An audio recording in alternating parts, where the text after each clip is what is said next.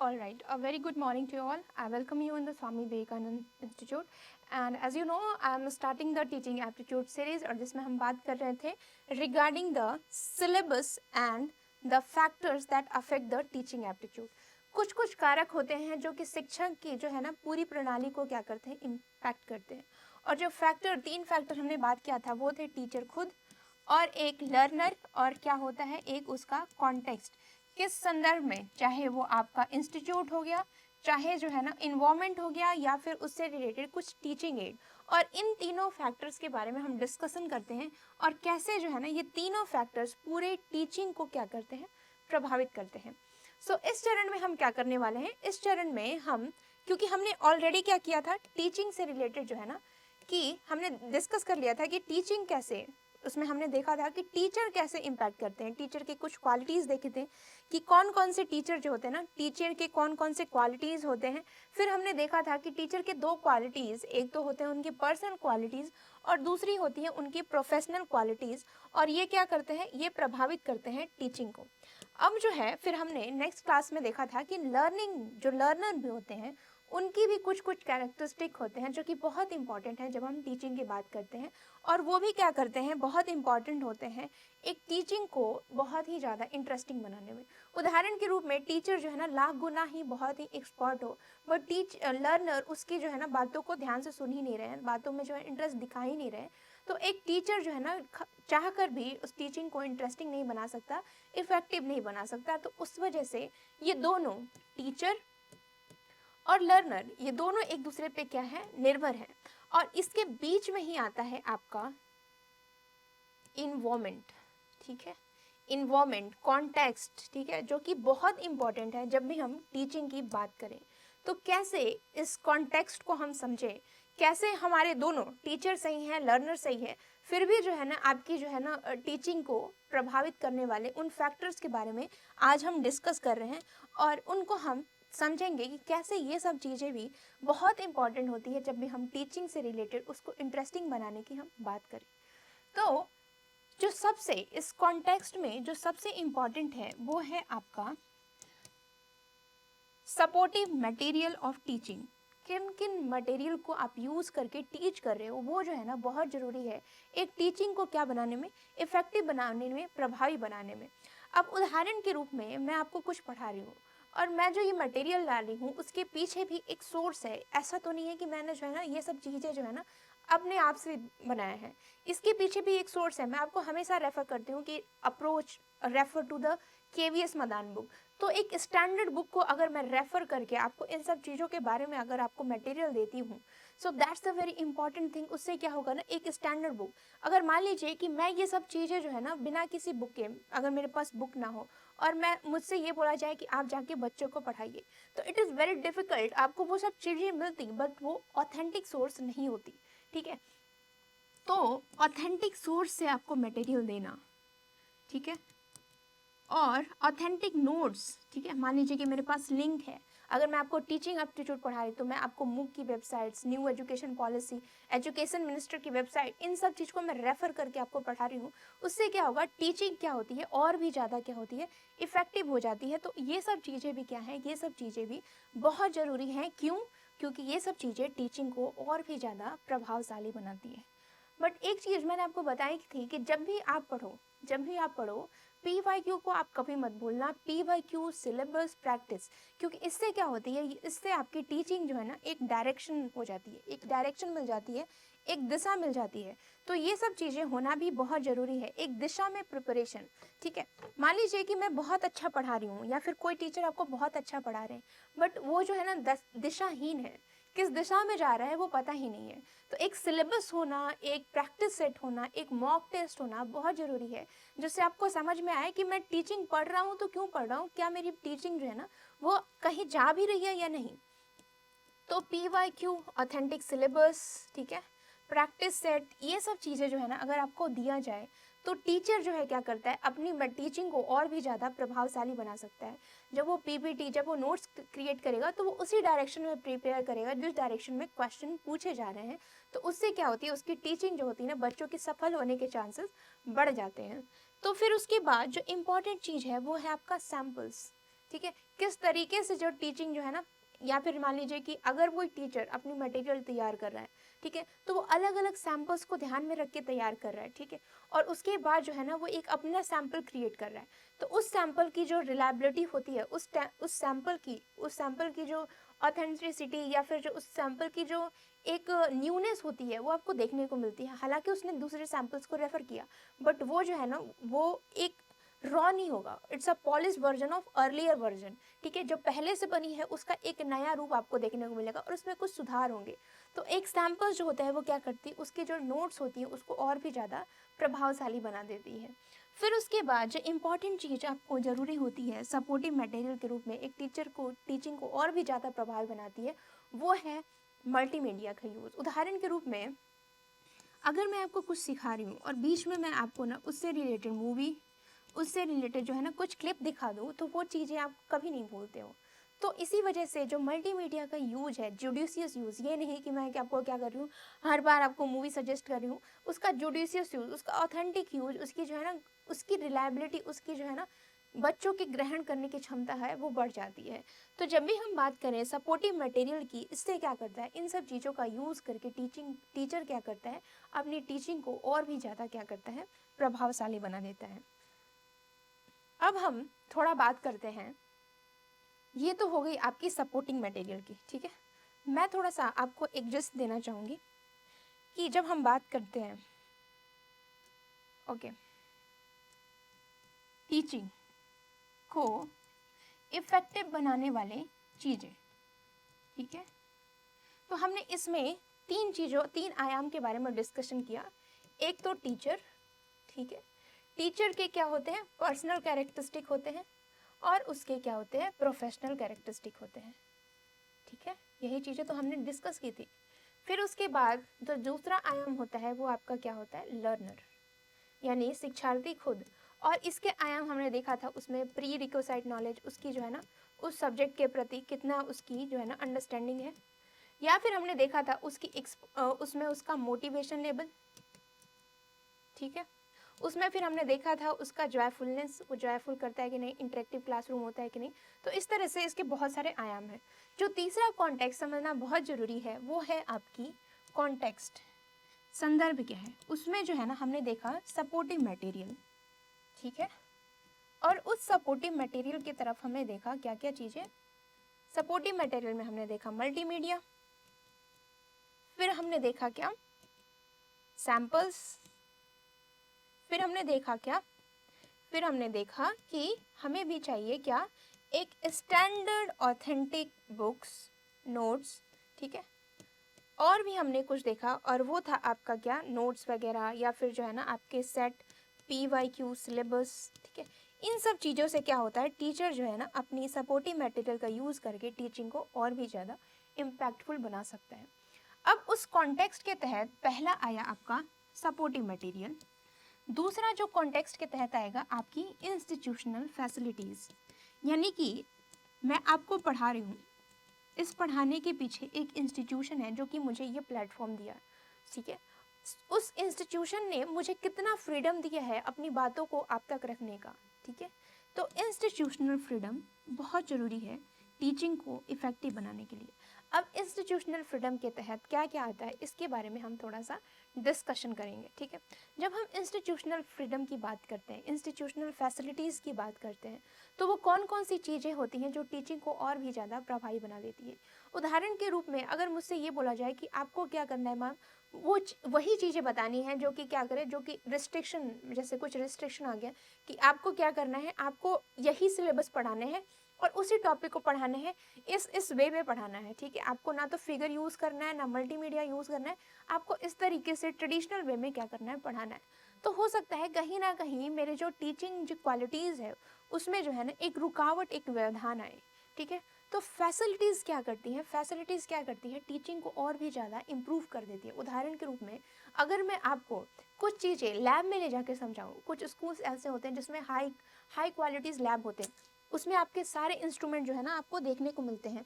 उदाहरण के रूप में सारे जो है ना टेस्ट ट्यूब्स, ये सब कुछ अवेलेबल है। तो उसमें जो क्या होता है ना, बच्चे जो होते हैं ना बहुत ही ज़्यादा अच्छे से एक्सेल कर पाते हैं। तो एक लैब होना बहुत ज़रूरी है जब भी हम टीचिंग की बात करते हैं। उससे क्या होगा, उससे जो है ना हर चीज़ को आप प्रैक्टिकली देखते हो, हर चीज़ों को फील करते हो। अगर मैं आपको बता दूँ कि ये जो है ना, ये आपका कार्बोनेट है, इस पे रिएक्शन करो, तो ये सब चीज़ें आप इमेजिन तो कर सकते हो, बट अगर मैं आपको ये सब चीज़ें करके दिखाऊँ, तो वो टीचिंग क्या होती है, वो ज़्यादा लॉन्ग लास्टिंग होती है, और वो आपकी टीचिंग को इम्पैक्ट क्रिएट करती है। फिर जो दूसरी चीज़ वो है कि अगर मान लीजिए माइक टीचिंग एड्स, उदाहरण के रूप में अगर कोई टीचर जो है 6 घंटे की क्लास ले रहा है, और वो 6 घंटे जो है ना बोल बोल के पढ़ा रहा है, चिल्ला चिल्ला करके, और अगर उसको कहीं माइक मिल जाती है, तो वो क्या करती है, उसकी एनर्जी जो है ना कहीं सेव हो जाती है। तो माइक क्या करती है, माइक जो है ना उसी एनर्जी में आप जो है ना अपनी इफेक्टिवनेस बढ़ा सकते हो, यानी कि वो चीज़ें जो पहले 6 घंटे तक ख़त्म हो जाती थी, अब वो 8 घंटे तक क्लास ले रहे हो। क्यों? क्योंकि आपने मैकेनाइज्ड वे में पढ़ाया, आपने माइक का यूज़ किया, और जो है ना आपकी एनर्जी कहीं ना कहीं सेव होने लगी। फिर उसके बाद जो इम्पॉर्टेंट चीज़ वो आती है, वो है आपकी इंटरनेट फैसिलिटीज़ होना, वाईफाई का पूरा होना। ये सब चीज़ें क्या करती हैं, आपकी फ़्लो को ज़्यादा ही अच्छा बना देती है, टीचिंग को। आप हर चीज़ जो है ना ऑनलाइन एक्सेस कर सकते हो। उन चीज़ों को जो है ना ऑनलाइन तरीके से जो है ना उसकी एबिलिटी होना, ये एक बहुत ही अच्छी जो होती चीज़ होती है। और आप इंटरनेट के थ्रू अभी तो ऑनलाइन भी पढ़ा सकते हो। मान लीजिए कुछ बच्चे ऐसे हैं जो कि इंस्टीट्यूशन में ऑफलाइन में नहीं जुड़ पाए, तो आप उनको ऑनलाइन क्या कर सकते हैं, इन सब चीज़ों को जो है ना मुहैया करा सकते हैं, या फिर ऑनलाइन जो है ना गूगल मीट के थ्रू आप उनसे जुड़ सकते हो। तो इंटरनेट फैसिलिटीज़ होना बहुत ज़रूरी है। इससे आपका क्या होता है, आप जो है ना बिना किसी रुकावट के आप जो है ना बच्चों तक पहुंच सकते हो। फिर जो इम्पॉर्टेंट चीज़ आता है वो है आपका प्रोजेक्टर, कि आप जो है इन्फॉर्मेशन को कैसे जो है ना बच्चों के सामने रख रहे हो।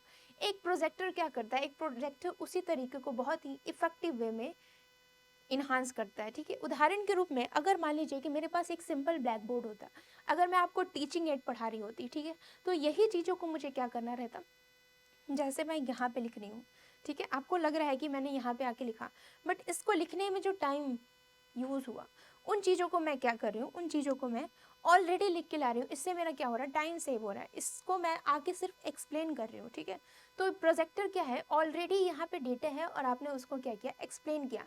बट वही चीज़ें मुझे लिखना भी होता, एक्सप्लेन भी करना होता, तो it's a very difficult, time consuming. ठीक है, तो प्रोजेक्टर क्या करता है, आपकी जो टाइमिंग है उसको रिड्यूस कर देता है। आप उन चीज़ों को आराम से क्या कर सकते हो, प्रोजेक्ट कर सकते हो। उदाहरण के रूप में मान लीजिए कि मैं आपको पढ़ा रही हूँ, और बीच बीच में क्या हुआ, बीच बीच में मुझे जो है ना आपको कुछ दिखाना रहा, तो मैं गूगल पे सर्च करके आपको उन चीज़ों को दिखा भी सकती हूँ। ठीक है, तो ये बहुत इंपॉर्टेंट है कि जब भी हम बात करें ना आपके टीचिंग एड में, तो एक अच्छा टीचिंग एड बहुत इंपॉर्टेंट है, जिससे क्या हो सकता है, आप हर चीज़ जो है ना एक ही टाइम पे हर चीज़ कर सकते हो। ठीक है, बट ये ब्लैक बोर्ड के साथ आप अपॉर्चुनिटी नहीं मिल पाती है। जो और भी इम्पॉर्टेंट चीज़ है वो है आपकी डिजिटल बोर्ड, यानी कि डिजिटल बोर्ड, जैसे मैंने अभी आपको दिखाया, ये कैसे आप मल्टीटास्किंग कर सकते हो एक साथ में ही। तो डिजिटल बोर्ड क्या करता है, आपको उसी टाइम पढ़ाने के साथ साथ आपकी जो बोर्ड है that will get connected with the internet, और इससे क्या हो सकती है, आप जो है ना तुरंत मल्टीमीडिया का यूज़ करके टीचिंग को और भी ज़्यादा क्या कर सकते हो, इफेक्टिव बना सकते हो। तो ये क्या है, ये आपकी इंस्ट्रक्शन फैसिलिटीज़ है, यानी कि जो आप पढ़ा रहे हो उसमें कौन कौन सी फैसिलिटीज़ जो है ना आपकी पढ़ाने की क्षमता को और भी ज़्यादा इंक्रीज़ कर रहे हैं। तो क्यों ना हम इसको थोड़ा पूरा करने की बात करें। ये है इंस्ट्रक्शन फैसिलिटीज़।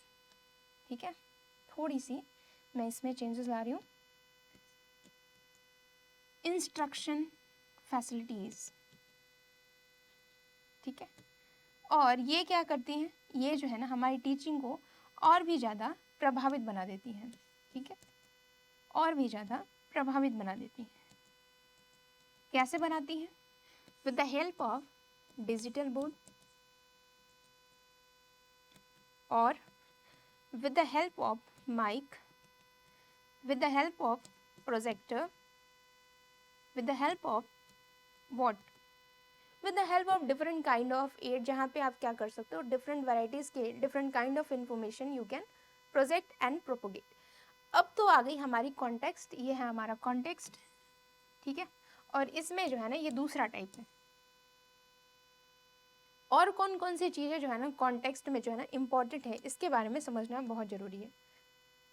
तीसरी इंपॉर्टेंट चीज़ जो है, आपकी इंस्टीट्यूशन आपको कितना जो है ना फैसिलिटेट करती है रिगार्डिंग योर टीचिंग। उदाहरण के रूप में आप जब किसी क्लास में जाते हो, ठीक है, क्लास में जब कोई एक टीचर जाता है तो उसे क्या करना रहता है, शुरुआत में आते आते ही वो क्या करता है, अटेंडेंस लेता है। फिर उसके बाद वो क्या करता है, अपने चीज़ों को क्या करता है, प्रोजेक्ट करता है, और फिर उसके बाद क्या करता है, ही स्टार्ट टीचिंग।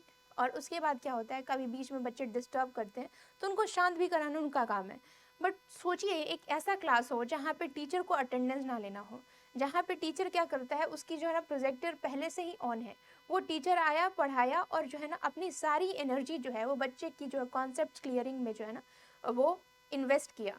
तो यहाँ पे क्या हो रहा है, यहाँ पे इंस्टीट्यूशन उसको फैसिलिटेट कर रही है कि वो अपना पूरा एनर्जी कहाँ लगाए, सिर्फ आपको इंस्ट्रक्ट करने में लगाए। तो एक टीचर क्या करता है, उसको जो है ना वो सहूलियत होती है। तो इंस्टीट्यूशन क्या करता है, स्टाफ को प्रोवाइड करता है, जिसके आपसे क्या होती है, जो टीचर की जो एनर्जी होती है वो सही डायरेक्शन में लगती है। ठीक है, तो staffing is a very important thing. जब वो टीचर आता है तो उसको समय पे जो है ना कुछ फैसिलिटीज़ दी जाती है, जैसे उसका मन जो है ना वो हमेशा पढ़ाई की तरफ लगा रहे, बच्चों को किस तरीके से कंटेंट देना है, सही कंटेंट, उसमें जो है ना उसका ध्यान लगा रहे। जो दूसरा इंपॉर्टेंट चीज़ है रिगार्डिंग द फ्रीडम, टीचर जो है ना कितना फ्रीली अपनी कंटेंट्स को सामने रख पा रहा है, ठीक है, कितने फ्रीडम तरीके से जो वो बोल पा रहा है, कौन से प्लेस पे जहाँ पे मन है। जैसे उदाहरण के रूप में मान लीजिए कि उसे हिस्ट्री पढ़ाना है या फिर कुछ ऐसे सब्जेक्ट जो कि नेचर के अराउंड हो, तो वो नेचर में जा कर के पढ़ा सकता है, या फिर चार दीवारी में क्लासरूम या फिर स्मार्ट क्लासरूम। इस तरीके से जो है ना जो ट्रेडिशनल है उनसे वो कहीं और ले जा करके, मान लीजिए कि बच्चों को फील्ड वर्क कराना चाहता है, तो वो दिल्ली के किसी जो है ना नुक्कड़ जगह पे ले जा करके बच्चों को सिखा रहा है। ठीक है, तो ये क्या करती है, ये सब चीज़ें आपकी टीचिंग को और भी ज़्यादा प्रभावित कर देती है। तो प्लेस का लोकेशन, पीपीटी को कैसे प्रेजेंट करना है, किस तरीके से बोलना है, इन सब चीज़ में अगर टीचर को फ्रीडम मिले तो वो उन चीज़ों को बहुत ही इफेक्टिवली रख सकता है, और बच्चे उस कॉन्सेप्ट को बहुत अच्छे तरीके से समझ सकते हैं। तो एक इंस्टीट्यूशन भी बहुत इंपॉर्टेंट है जब हम टीचिंग की बात करते हैं, टीचिंग को फैसिलिटेट करते हैं। तो क्यों ना हम तीसरे कॉन्टेक्स्ट की बात करें। तीसरा जो आयाम है कॉन्टेक्स्ट में आता है वो क्या है, आपकी इंस्टीट्यूशनल फैसिलिटीज़। ठीक है, इंस्टीट्यूशनल फैसिलिटीज़ बहुत इंपॉर्टेंट है, क्योंकि ये क्या करता है, ये आपकी टीचिंग को और भी ज़्यादा प्रभावित करता है। और इसके तहत आते हैं आपके स्टाफ, इसके तहत आते हैं आपके क्या, आपकी फ्रीडम। ठीक है, तो ये सब चीज़ें भी बहुत ज़रूरी है जब हम टीचिंग की बात करते हैं। टीचिंग के आयाम में जो कि क्या करते हैं, आपकी टीचिंग को और भी ज़्यादा क्या करती है, प्रभावित बनाती है। जो चौथा आयाम हमें समझना है जो टीचिंग को प्रभावित बनाती है वो है आपकी क्या, थोड़ा सा देख लेते हैं। वो जो है आपका लास्ट आयाम है, वो है आपके की इन्वॉर्मेंट, किस इन्वॉर्मेंट में टीचर आपको पढ़ा रहा है, वो भी बहुत इंपॉर्टेंट है। तो इन्वॉर्मेंट को समझना, परिवेश को समझना बहुत भी ज़रूरी है, क्योंकि अगर परिवेश सही नहीं है तो टीचर लाख जो है ना अच्छा पढ़ाए, अगर आपको परिवेश अच्छा नहीं मिल रहा है, टॉक्सिक इन्वॉर्मेंट है, तो टीचर का मन नहीं लगता है। तो परिवेश, एक अच्छा माहौल होना जहाँ पे टीचर क्या कर सके, कुछ क्रिएटिव आइडिया अपने बच्चों तक संचार कर पाए, वो भी बहुत ज़रूरी है। तो वहाँ पे क्या होता है, वहाँ पे कुछ ऐसी चीज़ होनी चाहिए कि ताकि वो नॉइज़ क्लासरूम को भी क्या कर सके, एक लाइव क्लास में तब्दील कर सके। ठीक है, इस तरीके से वो क्या कर सके, तब्दील कर सके। और वही क्या माना जाता है, वही माना जाता है एक अच्छा क्लासरूम है। अगर बच्चा जो है ना नॉइज़ी भी हो तो वो क्या हो, वहाँ पे ओपन डिस्कशन का उसे जो है ना कमांड मिले, सारे बच्चे ओपनली हर चीज़ को डिस्क्राइब करें, डिस्कस करें। फ्रेंडली वहाँ पे लाइब्रेरियन हो, ताकि अगर कोई भी दिक्कत हो तो लाइब्रेरियन से जाकर के वो बुक। अब ऐसा नहीं है कि बच्चे का पढ़ने का मन है, लाइब्रेरियन उनको मार के भगा दे रहा है या फिर डांट दे रहा है, तो बच्चे का मन भी रहता है ना पढ़ने का, तो वो नहीं जाता है। या फिर मान लीजिए कि उसने रिस्ट्रिक्ट कर दिया कि इतने बच्चे यहाँ तक ही आ सकते हैं, उसने अपने लिए जो है ना लाइब्रेरी बंद कर दिया। तो इस तरह की चीज़ें भी देखी जाती हैं और बच्चे क्या करते हैं, लाइब्रेरी में जाने से झिझकते हैं। फिर उसके बाद जो है ना फॉर्मल इनफॉर्मल जो है ना फैमिली के साथ, और कैसा ये जो है ना, अगर मान लीजिए कुछ बच्चे जो है ना फॉर्मल मोड में, डिस्टेंस मोड में, या फिर जो है ना ऑनलाइन फेस टू फेस जो इंटरेक्शन, उससे क्या होता है, आपकी क्लास जो होता है और भी ज़्यादा इफेक्टिव हो जाती है। ठीक है, तो फॉर्मल, नॉन फॉर्मल और डिस्टेंस मोड में जो है ना आपकी जो है ना पढ़ाई होती है। फॉर्मल का मतलब क्या होता है, इनफॉर्मल का मतलब क्या होता है, ये भी आप समझिए। जब हम फॉर्मल की बात करते हैं तो जनरली आपको कहा जाता है, जैसे आप टीचर, ठीक है, टीचर आपको इंस्ट्रक्ट कर रहे हैं एक सिलेबस के आधार पे। नॉन फॉर्मल का क्या होता है, पहले आप इनफॉर्मल समझिए। इनफॉर्मल का मतलब क्या होता है कि आप जो है ना अपने फैमिली मेम्बर के साथ क्या कर रहे हो, डिस्कशन कर रहे हो। ठीक है, और वहाँ पे भी आप कुछ ना कुछ सीखते हो। नॉन फॉर्मल्स का मतलब है कि वहाँ पे जो होता है ना आपकी करियर ओरिएंटेड कुछ चीज़ें जो होते हैं ना आपसे डिस्कस की जाती है, जैसे डिस्टेंस मोड एजुकेशन। इसमें जो होता है ना कहीं आपको फ्लेक्सिबिलिटी देखने को मिलती है, ठीक है। तो ये सब चीज़ें भी क्या करती हैं, टीचिंग को बढ़ावा देता है। अब मीडियम ऑफ इंस्ट्रक्शन क्या है, क्या वो फॉर्मल है, नॉन फॉर्मल है, इनफॉर्मल है, तो इन सब चीज़ों में जो है ना ग्रास्प अंडरस्टैंडिंग बनी रहती है। ना तो ज़्यादा फॉर्मल होना चाहिए, ना ही ज़्यादा इनफॉर्मल होना चाहिए, ताकि बच्चे जो है ना अपनी जो है ना बातों को अच्छे से खुल के रख सके। जैसे वो अपने फैमिली से बातें कर रहे हो फ्रेंडली वे में, टीचर सपोर्ट। लेकिन अगर बच्चा गलती कर रहा है तो टीचर उस टाइम जो है ना थोड़ा डिसिप्लिनरी एक्शन लेना भी ज़रूरी है।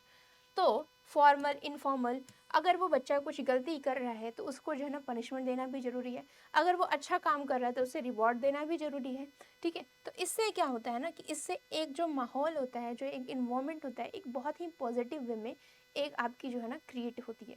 सो ये है आपकी इन्वायरमेंट से टीचिंग की इन्वायरमेंट, जो कि क्या करती है आपकी टीचिंग को और भी ज़्यादा क्या करती है, प्रभावी बनाती है। तो this is all about factors कि कौन कौन से फैक्टर्स हैं जो कि क्या करती हैं आपकी टीचिंग को प्रभावित करती हैं। तो क्यों ना हम एक बार इस चार्ट को थोड़ा कंप्लीट करें, ठीक है। जो चौथा आयाम आपको देखने को मिला वो है आपका क्या, इन्वायरमेंट, ठीक है। इन्वायरमेंट फॉर्मल और इनफॉर्मल दोनों होना चाहिए। ये सब मिलके क्या करती है, एक टीचिंग को और भी ज़्यादा क्या करती हैं, इफ़ेक्टिव बनाती हैं, ठीक है। एक टीचिंग को और भी ज़्यादा क्या बनाती है, और भी ज़्यादा वो क्या करती है, प्रभावित बनाती है। तो ये चीज़ें समझना बहुत ज़रूरी है। पहली चीज़ आपके टीचर का व्यक्तित्व कैसा है, पर्सनल है कि प्रोफेशनल है। लर्नर यानी कि जो बच्चे हैं वो कैसे हैं, क्या उनके पास पहले से कुछ अंडरस्टैंडिंग है, क्या जो है ना वो मोटिवेटेड है, क्या वो जॉयफुल इस क्लास को एंजॉय कर रहे हैं। फिर उसके बाद आता है आपका संदर्भ, ठीक है। क्या वो सपोर्टिव मटेरियल के रूप में टीचिंग को और भी ज़्यादा हम इफेक्टिव बना सकते हैं। कौन कौन से सपोर्टिव मटेरियल, उदाहरण के रूप में मल्टीमीडिया का यूज़, सैम्पल सेट का यूज़, स्टैंडर्ड बुक का यूज़, PYQ सिलेबस, इन सब के यूज़ से क्या कर सकते हो आप कंटेंट को और भी ज़्यादा इनरिच कर सकते हो। फिर जो इम्पॉर्टेंट चीज़ है आपकी, कौन सी फैसिलिटीज़ के थ्रू आप इंस्ट्रक्ट करते हो, उदाहरण के रूप में डिजिटल बोर्ड के थ्रू, आप जो है ना आप प्रोजेक्टर्स के थ्रू, माइक के थ्रू आप क्या करते हो और भी ज़्यादा उनको क्या करते हो, इंस्ट्रक्टिव बना देते हो। और जो सबसे इम्पॉर्टेंट चीज़ है आपकी, इंस्टीट्यूशन कितना आपको फैसिलिटेट करती है, स्टाफ, ठीक है। स्टाफ हो गया, या फिर आपकी फ्रीडम कितनी है, ये भी बहुत इंपॉर्टेंट है, जो कि क्या करती है टीचिंग को और भी ज़्यादा प्रभावशाली बनाती है। और फिर जो है ना इन्वायरमेंट, किस इन्वायरमेंट में आप उसको पढ़ा रहे हो, ये भी बहुत ज़रूरी है। अब जो है, अब इससे रिलेटेड कुछ PYQ देख लेते हैं कि किस तरह से PYQ आते हैं। मैं आपको पूरा PYQ तो नहीं सॉल्व कराऊंगी, बट मैं थोड़ा थोड़ा ग्लिम्स देना चाहती हूँ कि इस तरह से PYQ आपके आते हैं और इससे आपको क्या करना है, इनको आपको सॉल्व करना है, ठीक है। देखिए, क्वेश्चन इस तरह से पूछे जाते हैं कि मान लीजिए कि आप व्यवहार में चेंज करते हो, ठीक है, अपने माता पिता को। दैट एब्सेंटिज्म रिलेटेड टू, एक बच्चा क्या करता है, क्लास में एब्सेंट रहता है और वो जो है अपने माता पिता को नहीं बताता है, ठीक है, अपने माता पिता से परमिशन नहीं लेता है। तो ये किस तरह की जो है ना, इसको क्या कहेंगे, क्या वो चीटिंग कर रहा है, क्या वो टेंट्रम कर रहा है, क्या वो लाइंग वर्क कर रहा है, या ट्रूएंसी कर रहा है, क्या वो बेईमानी कर रहा है, नखरे कर रहा है, झूठ बोल रहा है, काम चोरी बनाता है। तो ये जो ऑप्शन है इनको समझना बहुत ज़रूरी है। चीटिंग हालांकि बहुत लोग कह देंगे, बट इसका जो राइट आंसर है, जो राइट वर्ड यूज़ किया जाता है इस तरह के एक्ट को, उसको कहते हैं ट्रूएंसी। ट्रूएंसी मतलब क्या होता है, आप क्लास में जो है ना बंक कर लेते हो, क्लास को बंक करते हो बिना अपने मम्मी पापा के परमिशन से, ठीक है, तो उसी को कहते हैं ट्रूएंसी। अच्छा, एक क्वेश्चन आया है कि effectiveness of teaching depend on, ठीक है, आप किस तरह से टीचिंग को और भी ज़्यादा प्रभावशाली बना सकते हो, कैसे, ठीक है, by qualification of teacher, hand writing of teacher, personality of teacher, या फिर ability of teacher to explain the concepts of learner. Teacher के पास कितने वो प्रभावशाली हैं किसी कॉन्सेप्ट्स को समझाने में, ये चीज़ें भी आपको क्या करती हैं, आप जो है ना टीचिंग को और भी ज़्यादा प्रभावशाली बना सकते हो। मैं फटाफट इसको सॉल्व कराना चाह रही हूँ ताकि जो है ना आपको एक आइडिया मिल जाए कि किस तरह से क्वेश्चन पूछे जाते हैं। एक केमिस्ट्री टीचर क्या करता है, मैनेजमेंट के लाइफ लॉन्ग लर्निंग के बारे में बता रहा है, तो आपको बताता है कि वो किस कैटेगरीज में आता है, वो जनरली आपके आता है नॉन फॉर्मल एजुकेशन में। क्यों, क्योंकि वो लाइफ लॉन्ग लर्निंग के बारे में बात कर रहा है, बट यहाँ पे वो क्या कर रहा है, टीचिंग केमिस्ट्री टीचर है और वो जो है ना उनके बारे में बताता है। ये नॉन फॉर्मल में इसलिए आ जाएगा क्योंकि यहाँ पे दो चीज़ें चल रही हैं, ठीक है, मार्केटिंग से रिलेटेड चीज़ें बता रहा है, मैनेजमेंट से रिलेटेड बताता है, बट वो थोड़ा सा क्या हो रहा है, इट्स अ पर्सनल, वो लाइफ लॉन्ग लर्निंग में काम आएगा, तो वो दोनों आ जाता है, दैट इज़ नॉन फॉर्मल, ठीक है। अब हम क्वेश्चन नंबर 4 पे आते हैं। ये पूछ रहा है which of the following would be most likely to consider the unacceptable information teacher. इनमें से कौन जो है ना ऐसे टीचर का व्यवहार जिसको हम एक्सेप्ट नहीं कर सकते एज अ गुड टीचर। तो ये इसमें आ जाएगा कि डिस्ट्रिक्ट डाटाबेस का आप यूज़ कर रहे हो without gender distribution of local school, ठीक है। आप क्या कर रहे हो, स्थानीय स्कूल के लिंग वितरण निर्धारित करने के लिए स्कूल जिले में डेटाबेस का, इसमें कोई जो है ना अनएथिकल नहीं है। Using the internet history of classroom computer to audit student internet use, आप जो है ना बच्चों के रिकॉर्ड देख करके चेक कर रहे हो कि कौन सा बच्चा कितना कंप्यूटर यूज़ किया, इसमें भी कोई बुराई नहीं है। Using student personal data to create a mailing list of local charity, आप बच्चों के पर्सनल डेटा का यूज़ कर रहे हो चैरिटी के लिए। Using classroom record to determine recipient academic award, ये तो कोई बुराई नहीं है कि आप क्लास का रिकॉर्ड देख रहे हो ताकि आपको देखना है कि किसको जो है ना कौन डिजर्व करता है एकेडमिक अवार्ड। दिक्कत कहाँ है, आप जो है बच्चे का पर्सनल डेटा यूज़ कर रहे हो और उनको आप क्या कर रहे हो, चैरिटी के लिए मेल कर रहे हो without informing them. So this is the bad thing जो कि टीचर क्या करता है, it's a unacceptable for a teacher. Now let's come to the next question, और यहाँ पे पूछा जा रहा है where do the important aspect of learning including analysis application creativity and evaluation take place as per the traditional model of classroom teaching, ठीक है। तो यहाँ पे कह रहा है कि लर्निंग का वैसा पहलू जहाँ पे एनालिसिस भी हो, एप्लीकेशन भी हो, क्रिएटिविटी भी हो, इवोल्यूशन भी हो, ठीक है। तो ये कहाँ पे होता है, outside the classroom, inside the classroom, during summative और ऑन रोट लर्निंग। तो ज़्यादातर जो है ना आपके आउटसाइड ऑफ क्लासरूम में क्या ये सब चीज़ें आपको देखने को मिलती है। फिर से यहाँ पे कह रहा है कि गिवन बिलो दो असेसमेंट आपको दिए हैं, आपको बताना है कि इनमें से कौन जो है ना ट्रू है, कौन सा फॉल्स है। तो teacher must encourage student to ask question, सही लग रहा है क्योंकि asking question create curiosity and develop person learning, ठीक है, सही है, ठीक है। तो दोनों सही है और पहला जो है ना वो दूसरा ऑप्शन राइट रीज़न है, ठीक है। इसी तरीके से आपको क्या करना है, एक क्वेश्चन इसको देखना है कि डायनामिक अप्रोच ऑफ टीचिंग का मतलब क्या होता है, कि आप जो है ना टीचिंग लेक्चर बेस्ड होना चाहिए, टीचिंग एनर्जेटिक होना चाहिए, teaching should be student friendly, या student learn thing through activities. Dynamic का मतलब क्या होता है कि आप गतिशील हो और आप एक्टिविटीज़ करके आप उन सभी चीज़ों को सीखें। तो option number 4 is the correct one. Now let's come to the next one. कह रहा है what are the benefit of asynchronous mode of online learning. देखिए सिंक्रोनस का मतलब क्या होता है कि आप उन चीज़ों को साथ साथ सीख रहे हो, ठीक है, दैट इज सिंक्रोनस, ठीक है। और असिंक्रोनस का मतलब क्या होता है कि वो सब चीज़ें रिकॉर्डेड फॉर्म में हो, ठीक है। तो कह रहा है कि asynchronous mode of online learning में क्या होता है, self pacing, immediate feedback, self engagement, flexibility, presence of teacher and student at the same time. देखिए असिंक्रोनस में क्या होता है, सेम टाइम पे तो नहीं होता, वो तो सिंक्रोनस में होते हैं ना, तो आपको क्या करना है, ई को कैंसिल आउट करना है। फिर कह रहा है फ्लेक्सिबिलिटी होता है, ऑफकोर्स होता है, तो डी सब में है। कह रहा है सेल्फ इंगेजमेंट, आप खुद को इंगेज कर देते हो, ऑफकोर्स। इमीडिएट फीडबैक मिलता है क्या आपको, नहीं, रिकॉर्डेड फॉर्म में इमीडिएट फीडबैक कैसे मिलेगा, तो बी को आपको फेज आउट करना है। फिर कह रहा है सेल्फ पेसिंग, आप अपने हिसाब से क्या पढ़ते हो, आगे बढ़ते हो, तो ए से D is the correct one. इस तरीके से आपको क्या करना है, एलिमिनेशन के थ्रू आंसर की तरफ बढ़ना है। उसी तरह से नेक्स्ट क्वेश्चन भी आपसे कह रहा है स्टेटमेंट बेस्ड, कौन सा स्टेटमेंट सही है और कौन सा जो है ना गलत है, और कौन किसका सही रीज़न है, ये पूछ रहा है। कह रहा है अंडरस्टैंडिंग लेवल ऑफ टीचिंग क्या करता है कि learner is based upon the acquisition of factual information, उसमें आप फैक्ट्स को एक्वाइज करते हो, एक्वायर करते हो और रिलेशनशिप ढूंढते हो और उसके हिसाब से आप क्या करते हो, जनरलाइज करते हो, ठीक है, सही लग रहा है। और उसकी एप्लीकेशन आप देखते हो। Reflective level of teaching learning is based upon the development of critical thinking, problem solving. तो दोनों स्टेटमेंट क्या है, अपने आप में सही है, ठीक है। So both statement 1 and 2 is the correct one.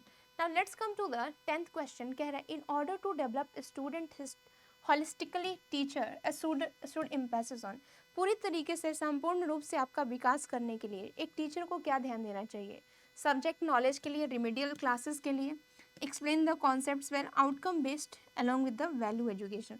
तो दोनों चीज़ें होना चाहिए, वैल्यू एजुकेशन क्योंकि यहाँ पे बोल रहा है संग्रहण, संपूर्ण विकास करना है, तो वैल्यू एजुकेशन को आप नेग्लेक्ट नहीं कर सकते हो, तो D will be the correct one. So इसी तरीके से आपको क्या करना है, उस टॉपिक से रिलेटेड जितने भी PYQ लास्ट टाइम आए हैं उनको क्या करते हैं, सॉल्व करते जाना है। नेक्स्ट क्लास में हम क्या करेंगे, थोड़ी सी मैं आपको जानकारी दे दूं और मैं कोशिश करूंगी ये सब PYQ जो है ना आपको लास्ट में कराऊं, बट आपको एक आइडिया मिल गया कि कुछ किस तरीके से मुझे क्या करना है, तैयारी करना है। एक जो चीज़ मैं आपको बताना चाहती हूँ रिगार्डिंग द नेक्स्ट क्लास में हम क्या करेंगे, मेथड ऑफ टीचिंग, यानी टीचिंग के कौन कौन से मेथड है, ऑनलाइन ऑफलाइन, इन सब के बारे में हम डिस्कशन करेंगे। So in the next class what we are going to do, we are going to cover the method of teaching and I invite you कि आप जो है ना इनको पहले से ही पढ़ के आएँ ताकि ये सब चीज़ें एज अ रिविज़न के फॉर्म में आप लें। So till then keep up studying the topic and thank you for joining.